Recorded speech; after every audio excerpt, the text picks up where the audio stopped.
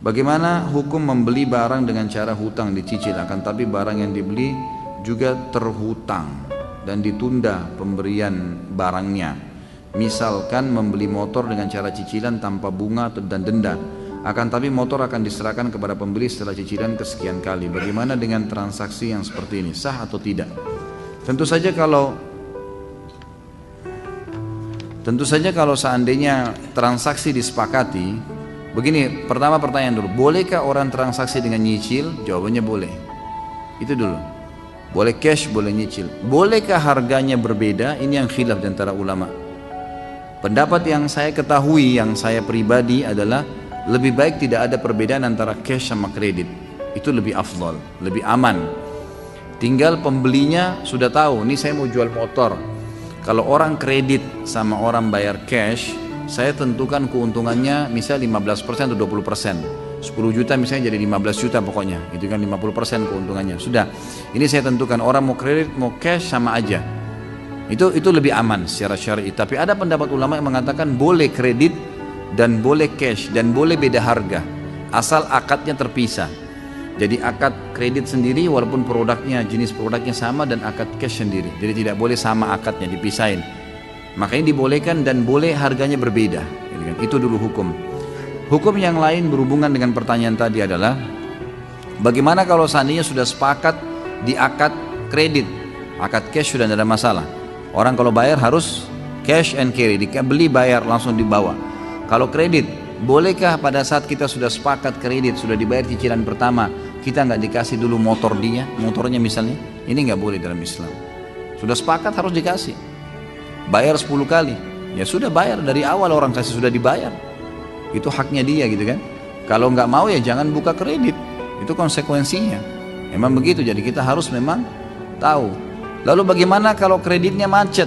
Boleh disita, boleh, tapi caranya secara syari adalah motor disita misalnya, orang ini harus bayar 10 kali, dia baru bayar 5 kali, nggak bisa lagi jalan, berarti dia sudah punya duit di motor itu setengah harga gitu kan. Pada saat kita sita, maka penyitaan ini adalah bisa dijual motor itu, kemudian dikembalikan haknya dia, orang itu yang sudah bayar. Kalaupun mau dipotong, kata ulama adalah dipotong jasa pemakaian selama 6 bulan. Misal orang sewa motor umumnya 1 bulan, 1 hari misalnya 50.000 motor, dikalilah jumlah sekian lama yang dia pakai itu, misal 5 bulan gitu kan. Dipotonglah itu ongkos seperti sewanya dia, berikut dia dipotong dari situ, kemudian dikembalikan uang yang sudah dibayar selama 6 bulan. Itu secara syar'inya harus begitu. Jadi nggak boleh disita kemudian dianggap uang yang lalu sudah hangus semuanya. Ini nggak boleh. Ini hukum syar'i yang semestinya idealnya begitu berjalan. Bagaimana cara meyakinkan kedua orang tua yang masih berpegang pada tradisi yang berbau syirik besar, berdoa kepada kuburan, menyembelih untuk rumah, kebun dan lain-lain, agar mereka terhindar dan bertobat dari syirik besar? Tugas kita cuma menyampaikan. Tugas kita menyampaikan dakwah. Kita nggak punya tugas lebih daripada itu. Sambil kita doakan, kita datangkan buku, ya pokoknya dinasihatin, diingatkan. Tugas kita itu. Selebihnya kita nggak bisa buat apa-apa. Apabila seseorang beribadah lalu dia terbersit riya, namun dia sadar bahwa dia riya dan istighfar mohon ampun, apakah ibadah yang dijalaninya hancur atau diterima? Ada hadis yang berbunyi al-yasiru minar riya syirkun, sedikit saja riya sudah syirik, ini kan sudah batal. Tapi perlu diketahui, misal kalau cuma terlintas, karena semua ibadah itu umumnya kata ulama ada riyanya, pasti syaitan tawarin pertama opsi riya dulu gitu kan. Begitu kita sholat, riya dulu yang ditawarin. Kalau kita selama kita tidak mengiyakannya, berarti nggak masalah. Jadi itu orang di sebelahmu, itu orang begini, itu orang anggap kau doamu panjang, dan kita nggak iyakan, kita terus baca, kita nggak pedulikan. Seperti orang lagi nawarin marketing, nawarin produk, kita jalan saja, dia ngomong terus, kita nggak pedulikan, nggak ada masalah gitu kan, nggak mengganggu ibadahnya dia. Tapi kalau kita mampir, dengarin keterangannya, ambil informasi, nah ini jadi masalah gitu kan. Jadi kalau kita sempat mengiyakan itu, berarti sudah syirik, nggak boleh. Bahkan sebagian ulama mengatakan kalau sudah terlintas begitu, dia batalin sholatnya. Lebih aman dia batalin, dia ulangin, karena sudah berbahaya buat dia, sudah nggak diterima kalau dia lanjutin. Apakah benar mengharamkan sesuatu yang Allah halalkan lebih besar dosanya daripada syirik? Setahu saya kalau dia dipertemukan dengan syirik besar, maka sama kurang lebih ya. Karena memang hal-hal salah satu yang bisa membatalkan keislaman seseorang itu kalau dia menghalalkan apa yang Allah haramkan atau mengharamkan apa yang Allah halalkan. Ini memang masuk, Ibnu Qayyim memasukkan dari 10 poin batalnya keislaman seseorang, salah satunya menghalalkan apa yang Allah haramkan dan mengharamkan apa yang Allah halalkan. Ini mungkin dia kelasnya selevel dengan di bawahnya syirik besar, tapi kalau dipertemukan dengan syirik kecil enggak, beda. Ini pembatalan Islam tadi. Kan syirik kecil itu riya, cuma membatalkan amal yang sedang. Tapi kalau sama syirik besar mungkin dia hampir dekat. Apa yang dimaksud dengan hadis mahfudz dan hadis syadz?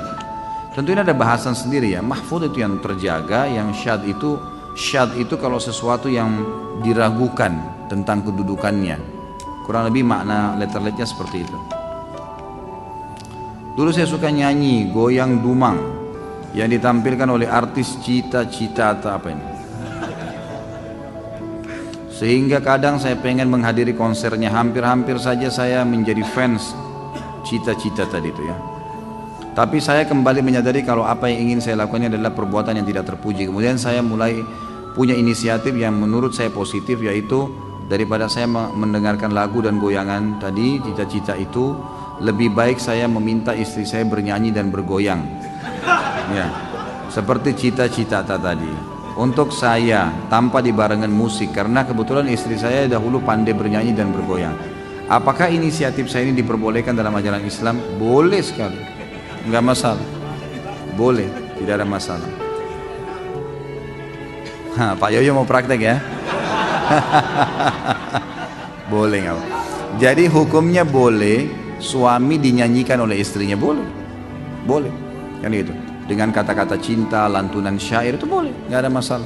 Bahkan dikatakan wanita ahli surga wanita yang bisa membangkitkan syahwat suaminya. Dalam arti kata memang dia diberikan kesempatan seluas-luasnya kalau sama suaminya, boleh saja, gitu kan? Selama tidak ada hal-hal yang haram. Bagaimana hukuman orang yang mengatakan istilah sunnah Rasul yang populer di masyarakat di malam Jumat adalah penghalusan istilah dari hubungan suami istri? Saya Allahu alam, saya pribadi tidak pernah menemukan dalil itu. Saya tidak pernah menemukan dalil itu, tapi yang ada adalah hari Jumat. Cuma kemungkinan mungkin yang dimaksud adalah hadis hari Jumat itu. Karena memang kan malam Jumat itu sudah dianggap juga hari Jumat, gitu kan? Yang kata Nabi SAW, siapa yang mandi di hari Jumat, mandi junub, gitu. Kemudian dia menggunakan bajunya yang terbaik, dia menggunakan wangi-wangian yang terbaik, dia menyisir rambutnya dengan rapi, menggunakan minyak di rambutnya, kemudian dia memakai minyak wangi terbaiknya, lalu dia ke masjid, kemudian dia sholat yang diperintahkan tahiyat masjid, kemudian dia mendengarkan khatib, dia duduk di dekat khatib, imam di depan maksudnya, kemudian dia dengarkan khutbahnya, lalu dia sholat kecuali dosanya diampuni. Kata ulama hadis, pernyataan di sini siapa yang mandi hari Jumat, mandi junub adalah menggabungkan antara mandi Jumat sama mandi junub. Dianjurkan berhubungan biologis, gitu kan? Itu di hari Jumatnya.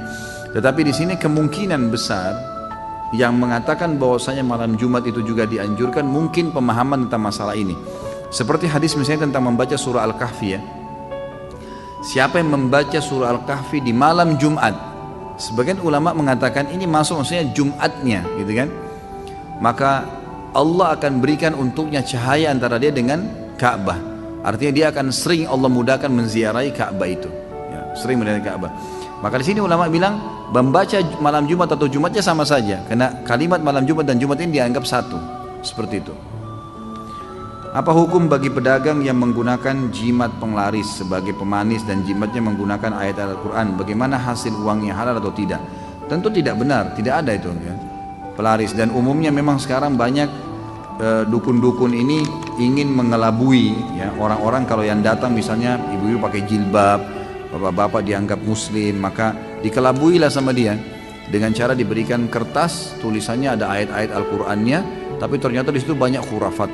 Saya waktu terangkan masalah sihir, nanti ada bahasan kita nih, dosa besar yang ketiga atau yang keempat kalau salah itu ada masalah sihir, nanti panjang lebar saya jelaskan.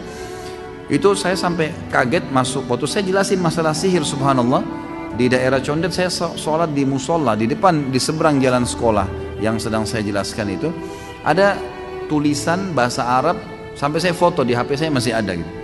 Itu tulisannya awalnya ayat kursi. Lama-lama di bawah itu kalau mengerti bahasa Arab pasti kaget tuh. Ini bisa menghilangkan sihir, ini bisa menghilangkan syaitan, ini bisa menyelamatkan rumah dari pencuri dan beragam macam lah. Dan itu ada kalimat-kalimat itu bahasanya tulisan Arab. Saya sendiri nggak ngerti apa isinya. Gitu kan. Sudah 7 tahun lebih, alhamdulillah lebih 10 tahun saya belajar bahasa Arab. Ini saya nggak ngerti apa yang ditulis. Jadi ini satu keunikan yang luar biasa, tulisan yang tidak masuk di akal. Jadi ini semua khurafat yang saya tahu. Jadi harus taubat kepada Allah. Semua buhul itu dibakar. Dan caranya adalah mulai dengan modal yang halal, yang manusiawi, jujur dalam transaksi. Apa kata Nabi SAW? Kalau pembeli dan penjual jujur, maka Allah berkahi di transaksi mereka. Pasti laku dan yang beli puas. Itu.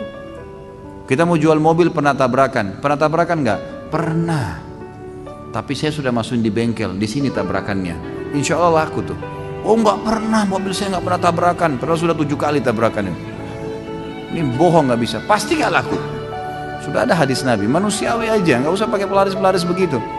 Apalagi ikut-ikutan bawa patung kucing lah, apalah macam-macam.